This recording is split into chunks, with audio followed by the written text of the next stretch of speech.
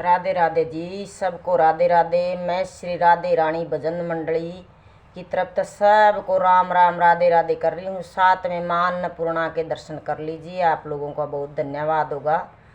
और मैं आपको कुछ ज़रूरी बातें बताने जा रही हूँ, कृपया करके सुनिएगा, पूरी बात सुनिएगा। अगर मेरे चैनल पे आते हो बहन भाई मेरे देशवासी हो तो पूरी बात सुन के जाइएगा।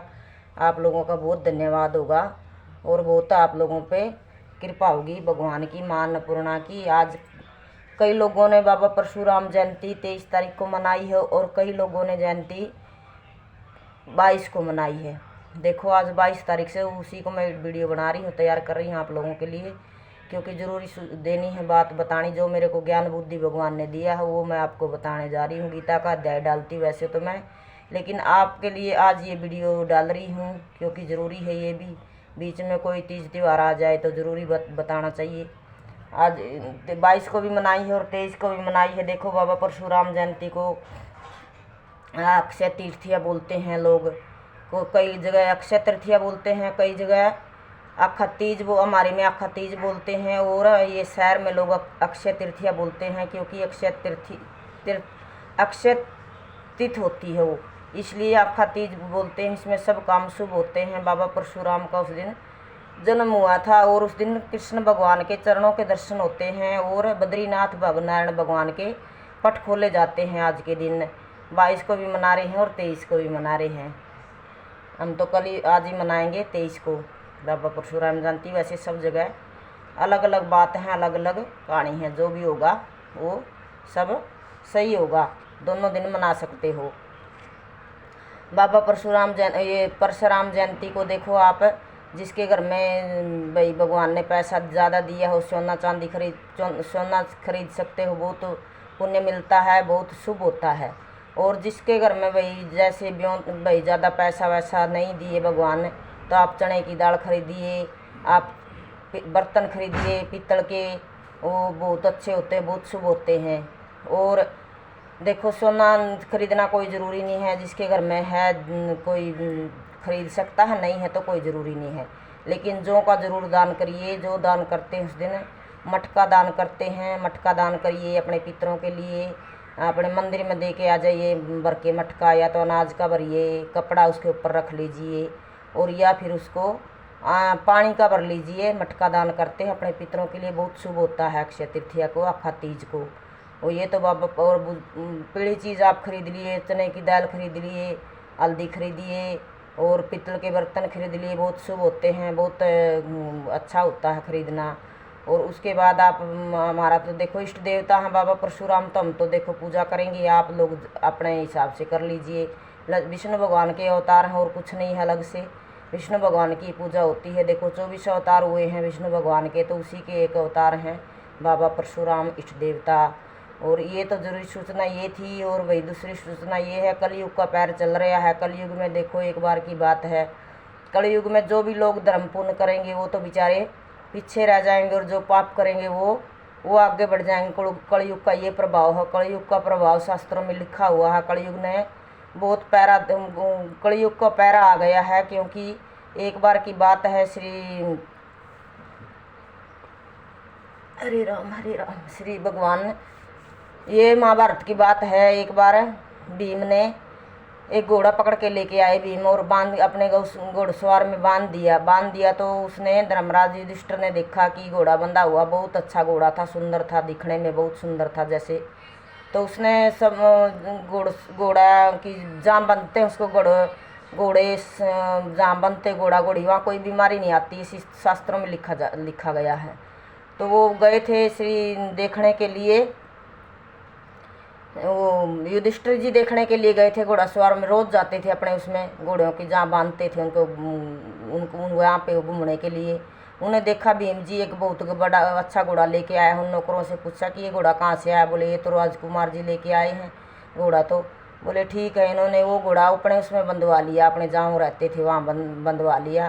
तो सब एक बार 4 ठाकुर बात करने लगे कि ये घोड़ा बहुत अच्छा है, अगर राजा मेरे को दे देना तो मैं 20 मुद्राएं दूँ, ये 10 मुद्रा का घोड़ा है।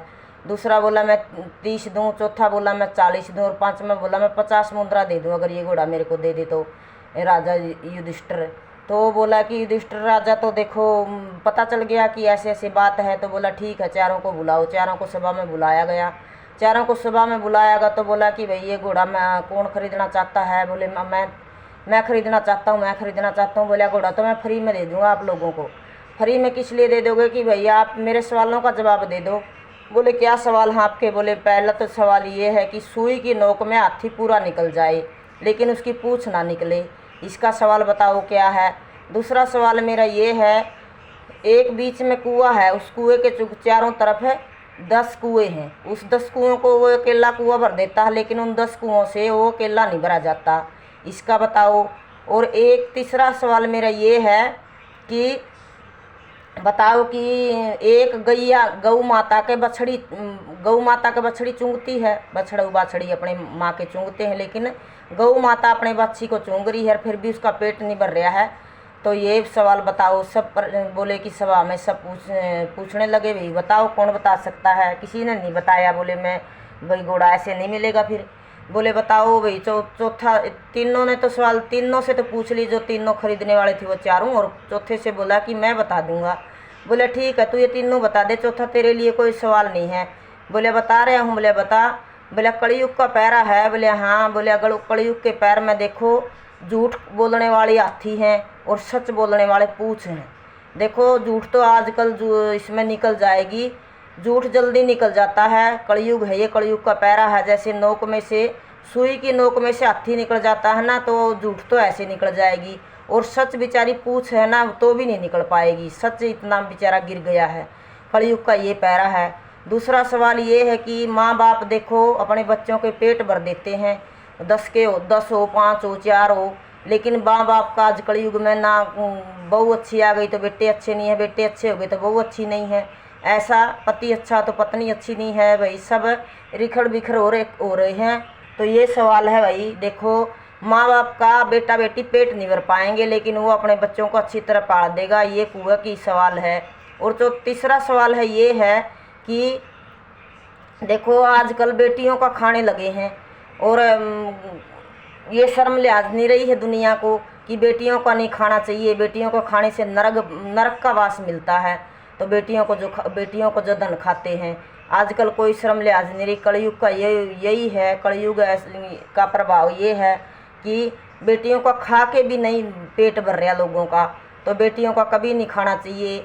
वो बोले कि देखो बछड़ी को माँ चूंग रही है ना, वही सवाल है कि देखो गौ माता उसको चूंग रही है फिर भी उसका पेट नहीं भरा, यही सवाल है इसका। बोले वाह भाई शाबाश, मैं आपको ये घोड़ा दे दूंगा फ्री में। बोला नहीं जी, हमको ये घोड़ा फ्री में नहीं चाहिए, फ्री में कोई चीज़ नहीं चाहिए। देखो भाई कलयुग का भले पैरा हो लेकिन भगवान का नाम नैया पार कर देता, इतना हमको भरोसा है। भगवान परमात्मा भागवत गीता में लिखा है और शास्त्रों में लिखा है, जो परमात्मा का नाम लेगा उसकी नैया जरूर पार हो जाएगी। आप परमात्मा का नाम लीजिए और आगे बढ़िए, बुरा मत करिए, किसी का अच्छा करिए। जो आपसे अच्छा हो सके तो करिए, नहीं हो सके तो रहने दीजिए, कोई ज़रूरी नहीं है। बड़ों की इज्जत करिए, छोटों को प्यार दीजिए। और जो भी कष्ट भगवान ने देखो इस ज़मीन पर जो भी आया, धरती पर आया है, जो आजकल जो अच्छा काम करते वो कोई भी सुखी नहीं है, और जो झूठ बोलते हैं फरेब करते हैं वही सुखी हैं। देखो ये कलयुग का यही प्रभाव है।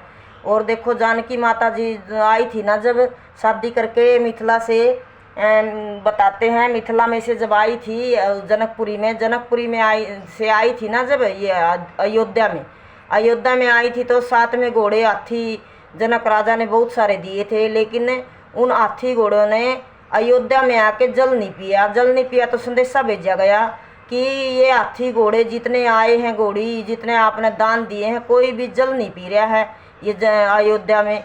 बोले कि फिर उसने पता भेजा जनक राजा ने कि अब ये जानकी माता को अपनी बेटी मानते हैं सब जी जंतु, हाथी घोड़ा जो भी हैं, तो वो अपनी बेटी का कैसे खा लेंगे। इतने दिन वो जिंदा रहे भाई।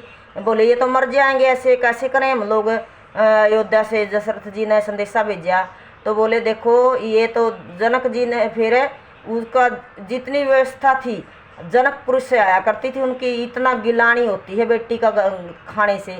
बेटी का मत खाइए, कोई भी धन आपसे जो दिया जाए तो ठीक है, ना दिया जाए तो जितना आपसे हो सके दीजिए, लेकिन खाइए मत। आप लोगों का बहुत धन्यवाद होगा कथा पूरी सुनना। 2-4 कथा में से लेके मैंने आज आप लोगों को सुनाई है। अन्नपूर्णा माता के दर्शन कर लीजिए।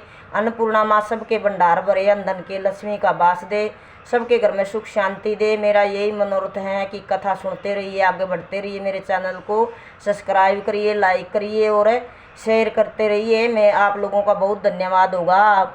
छोटी सी बात थी, ये सुनाई है मैंने आप लोगों को। बाबा परशुराम जयंती की जय।